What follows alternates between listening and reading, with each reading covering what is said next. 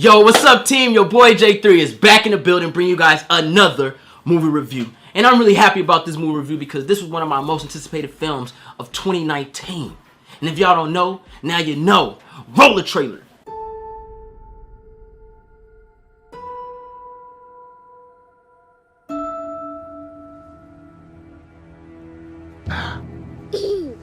Can you please stop bothering my kid? Sorry. One small thing. Yeah. When you bring me out, can you introduce me as Joker?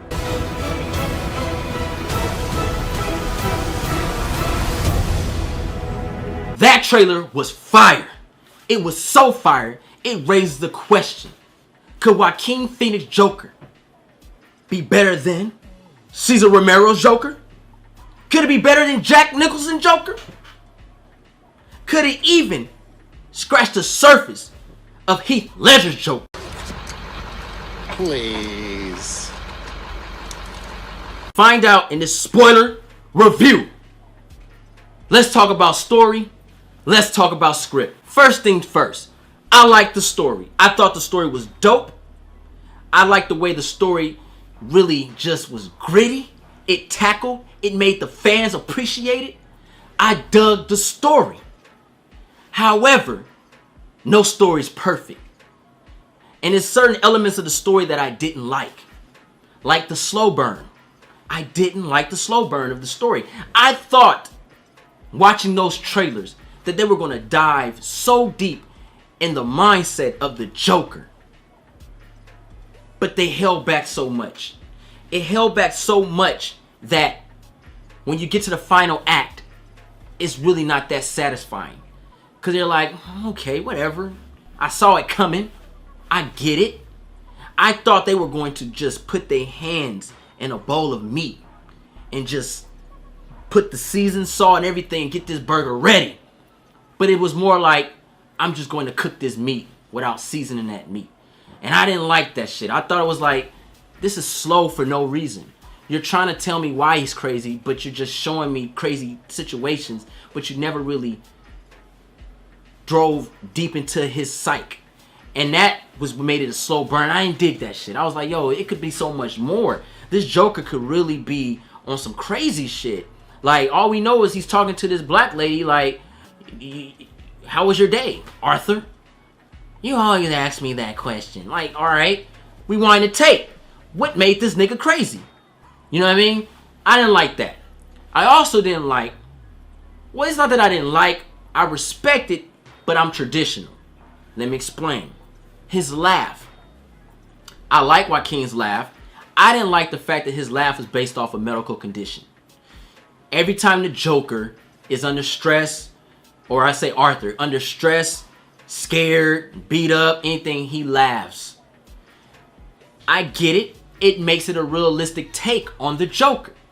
However, I'm traditional. From what I know, the Joker just be laughing because he's just that crazy.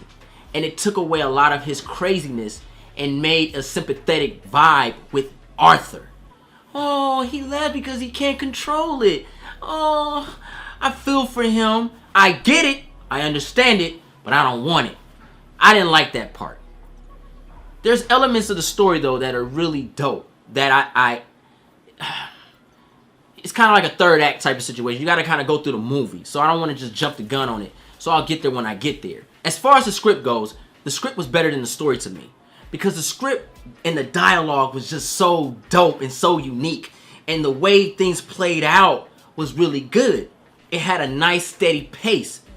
The slow burn wasn't the script's fault. It was the story fault. Because the story was trying to develop the character so you can understand the character through the script. But the script kept it at bay. The script never fell off. The dialogue was always unique. And combining that with the acting and the directing, it was just mind-blowing. He ain't lying. This film is starring Joaquin Phoenix, y'all. And I have to say, the boy was on fire. Joaquin Phoenix did a phenomenal job in this role.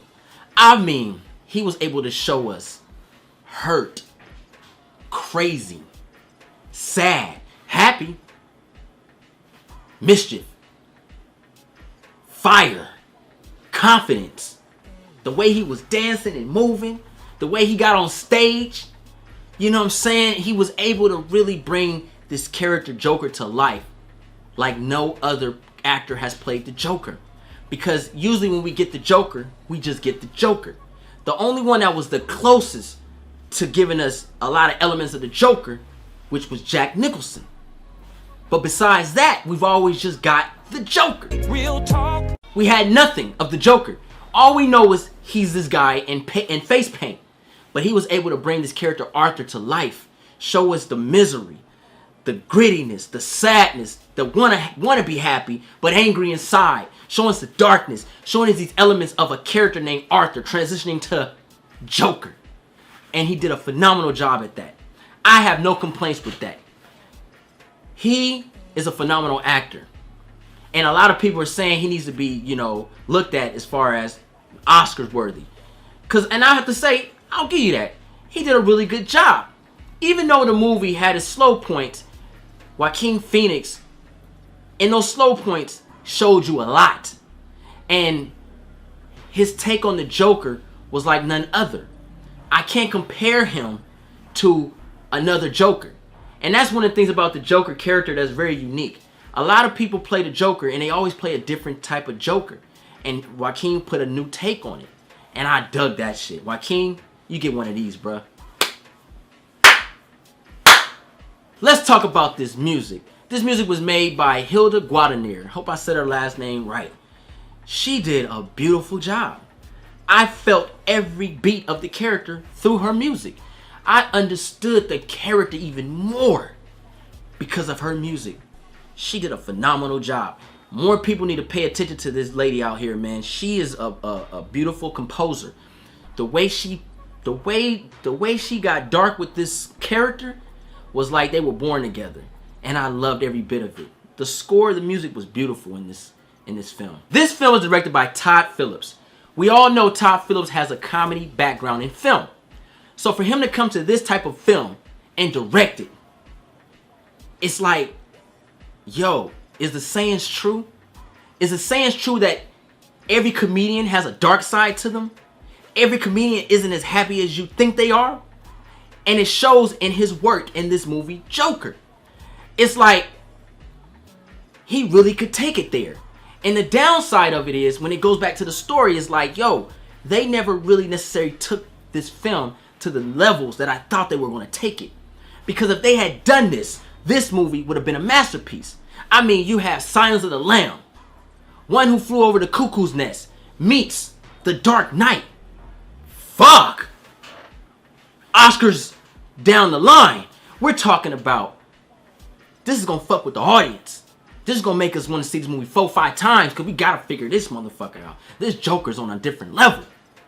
And that's the downside of it. But Todd Phillips did a good job handling what he had.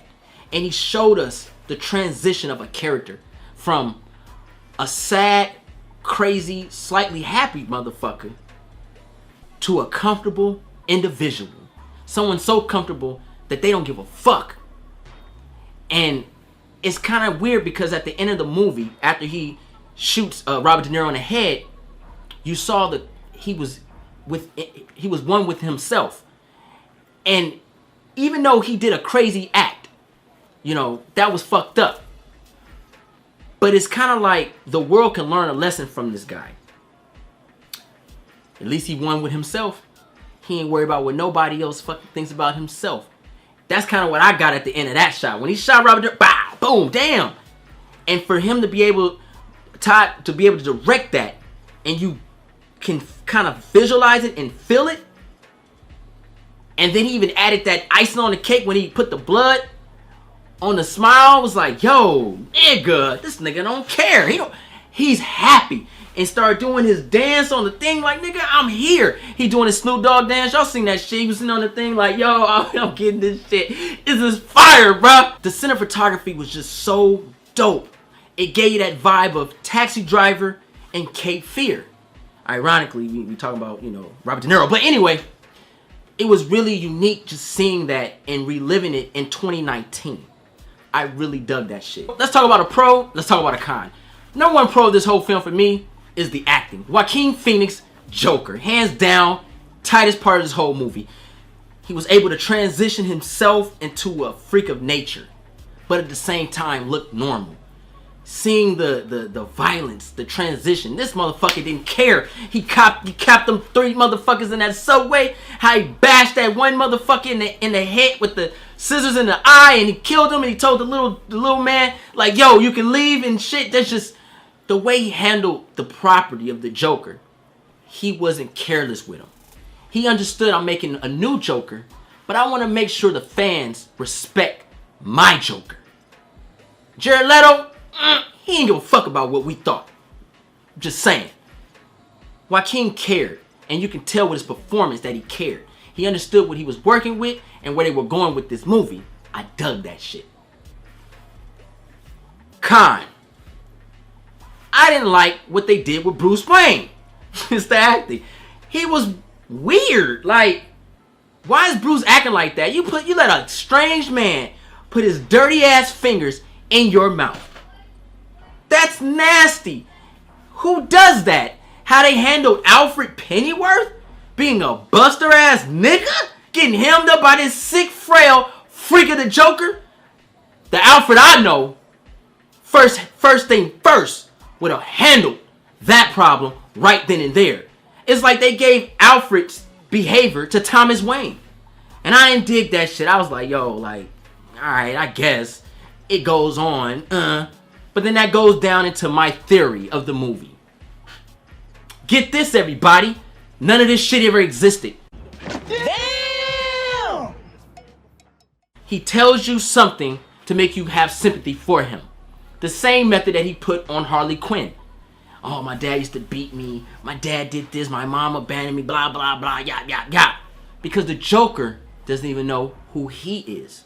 He ain't lying. And it kind of proves this in this movie. Because when you see certain scenes like when the Joker goes into the Robert De Niro's show. I can't think of his name right now. But he goes into his show and he's like, he's like, who's that? My name is Arthur and I take care of my mother. And everybody's like, wait, hold on, everybody. Yo, my mom stayed with me for a while, you know what I'm saying? And you know, and he gives a little speech. He's like, gives him a hug like a son. And I knew right then and there, this nigga is tripping. Because first and foremost, Robert De Niro has that mafia look. Like, I'm not touching this freak. What is this guy? Who is this dude? He already has that look. And for him to embrace Arthur like that, I was like, nah, something's up. Second note was like, how the fuck do you get Zazie Beetz? I look around like, I was talking to Joey like, yo, like, what the fuck? And he's like, man, she must be crazy too.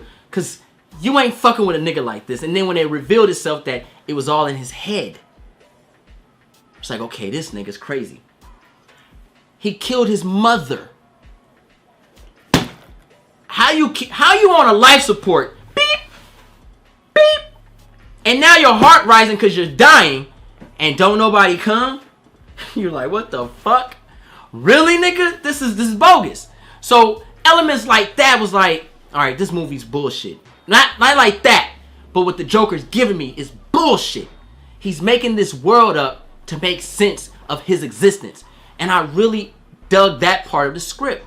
Because at the end of the day, the Joker doesn't have an origin. Let's give this film a grade. Slow burn, no doubt. Shock factors are all up in this movie. And I feel the movie relied too much on shock factors. The what if stories of the Joker. I understand them because I know who the Joker is.